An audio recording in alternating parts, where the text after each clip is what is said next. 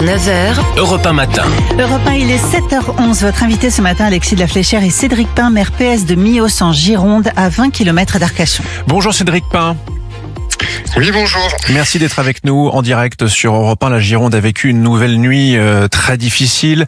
Le méga-feu a ravagé 42 000 hectares. 220 000 personnes ont été évacuées depuis mercredi dans le département. Parmi elles, 13 000 personnes qui vivent donc dans votre commune, à Millos. On va parler bien sûr de cette évacuation hors norme chez vous. Mais d'abord, Cédric Pin, où en est la situation ce matin autour de Millos? Est-ce que votre commune est toujours directement menacée par les flammes à l'heure où on se parle? Alors, Millos n'est pas menacé actuellement par les flammes et voilà, c'est assez rassurant sur ce point-là. Maintenant, ça peut tourner. On a peur des conditions météo de demain.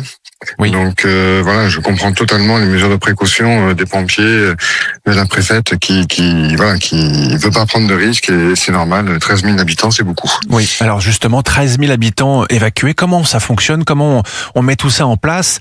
Faire partir autant de monde d'un coup? Est-ce que vous pouvez expliquer ce matin aux auditeurs d'Europe 1 comment vous avez mis justement les choses en place chez vous?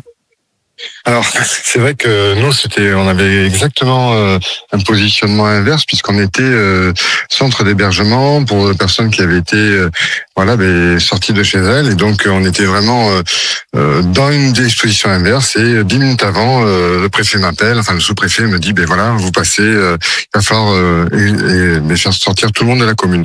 Donc on n'a pas vraiment eu le temps de se préparer, et j'avoue qu'en une heure et demie, tout s'est mis en place, tous les Millossais ont respecté les consignes dans le calme. Ça s'est vraiment bien passé et tout le monde a pu sortir très rapidement. Enfin, tout le monde, presque tout le monde, puisque il y a toujours quelques récalcitrants, des personnes qui sont à mobilité réduite, certaines qui sont alitées, certaines qui n'ont pas de voiture. Donc ça a été fait assez rapidement. Alors donc on comprend bien, quasiment les 13 000 personnes ont été évacuées. Où sont-elles aujourd'hui? Il faut bien les reloger quelque part. Comment on les imagine? Dans des gymnases? On les imagine du coup dormir? Oui, dans des centres d'hébergement? Où sont ces personnes actuellement?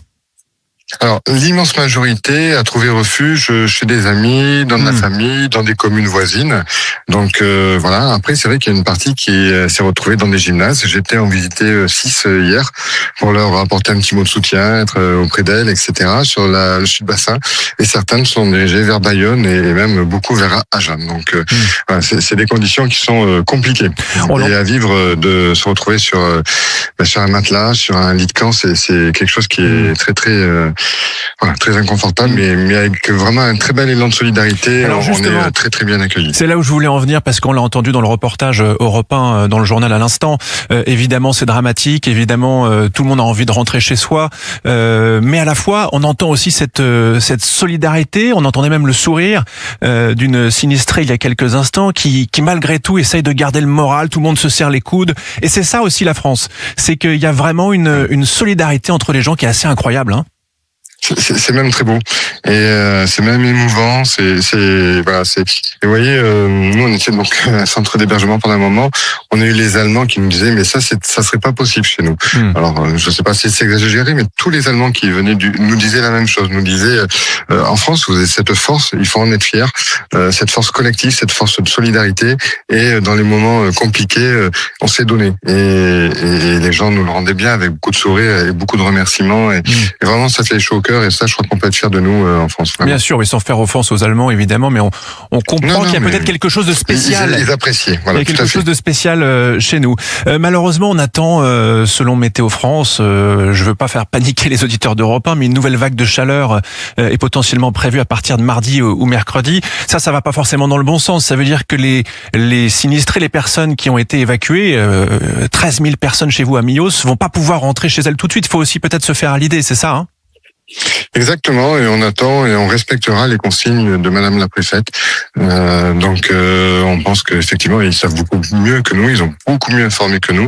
Donc on leur fait totalement confiance, et ça peut durer, j'espère, le moins longtemps possible, parce que les conditions sont quand même rudimentaires, mais on respectera ce qui est les consignes. Alors la question se pose, je reviens sur les conditions des sinistrés. Alors vous l'avez dit, certains sont chez des proches, d'autres sont donc dans des gymnases. Comment ça se passe pour les repas, par exemple? Il faut bien se nourrir. Vous parliez de lit de camp pour dormir, mais pour les repas, comment ça fonctionne? La solidarité. Sincèrement, moi je l'ai vu quand on l'organisait. Notre centre commercial nous a offert tous les repas, les boulangers, les restaurateurs. Tout le monde joue le jeu et nous, évidemment, en collectivité, on est prêt à prendre en charge financièrement, mais même pas, parce que ce soit, on parlait de l'élan de solidarité chez les bénévoles, chez les habitants, mais aussi chez les professionnels. On parle des agriculteurs, mais on oublie aussi tous ces professionnels, ces supermarchés, ces restaurateurs qui vraiment donnent. Donc c'est vraiment un collectif et on n'a pas de problème d'alimentation, ni d'eau, ni quoi que ce soit. Tout le monde joue le jeu. Monsieur le maire Cédric Pin, maire de Millos, dont la commune a été évacuée, 13 000 personnes, je le rappelle. Vous savez qu'Emmanuel Macron va réunir ce matin à 10h une cellule interministérielle de crise. Une preuve, s'il en fallait une, que la situation est quand même très grave. Qu'est-ce que vous attendez du président de la République qui va donc s'exprimer dans la matinée? Déjà, effectivement, je pense que c'est unanime. Il y a une reconnaissance du travail des pompiers, des bénévoles, de tout le monde. Voilà, un vrai soutien. Et puis, si on peut activer un plan européen encore plus fort pour venir en aide, et essayer de maîtriser le plus rapidement ce feu. Il y a nécessité. Je vous assure que ça prend aux tripes. Je le dis avec mes mots, de voir ce patrimoine, cette forêt, cette biodiversité, cette faune, tout ça qui brûle. De voir nos habitants être relogés comme ça, c'est éprouvant en tant que maire. C'est même très émouvant et c'est compliqué. Donc vraiment, on attend que cette solidarité aille au plus haut niveau et vraiment prendre en compte. Mais j'ai pas de doute, je pense que ça le sera. Oui, parce que c'est vrai. Alors on va pas forcément. L'envie n'est pas peut-être à la polémique ce matin, mais on parle beaucoup des Canadair qui ne sont peut-être pas au rendez-vous, peut-être aussi du manque, oui, finalement, de moyens en France. Est-ce que vous pensez que notre pays est finalement sur le côté vraiment des moyens à la hauteur des événements? Alors, c'est pas le moment pour moi de faire de la polémique ou de la politique. Là, on est vraiment dans cet état d'esprit. Je pense qu'il y aura tout le temps après de réfléchir si les moyens n'ont pas été mis, etc. Bon, c'est vrai que là, nous, on est sur le front. Vous êtes dans l'urgence. En termes de solidarité notamment. Donc, notre priorité est celle-ci.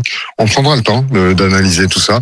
Moi, ce que je demande, c'est effectivement cet élan de solidarité européenne et qu'on puisse vraiment, on subit quelque chose d'exceptionnel. On parle de 200 000 personnes qui ont dû être sorties de chez elles. C'est énorme. Et puis, on voit notre patrimoine qui part en fumée. Donc, quand je parle patrimoine, c'est patrimoine évidemment biologique, écologique, forestier, naturel. Donc c'est dramatique et il y a besoin de cette aide. Un mot, peut-être un dernier mot vraiment pour conclure, monsieur le maire, sur les pompiers. Est-ce que vous êtes quand même en lien avec eux? Qu'est-ce qu'ils vous disent? Si vous avez pu les avoir il y a peut-être quelques instants, je ne sais pas. Alors pas ce matin, mais encore hier soir, oui. On a les pompiers d'abord nous on a beaucoup de pompiers volontaires miocés qui sont sur le feu.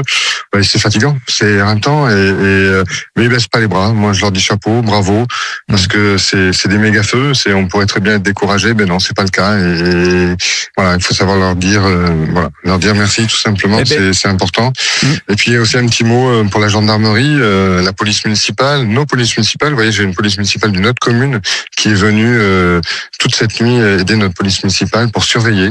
C'est tout le monde. Les agents municipaux sont extraordinaires. Police municipale dont vous avez la charge, bien sûr, je le rappelle, en tout cas dans votre commune à Millos. Merci monsieur le maire. Malheureusement, on doit conclure.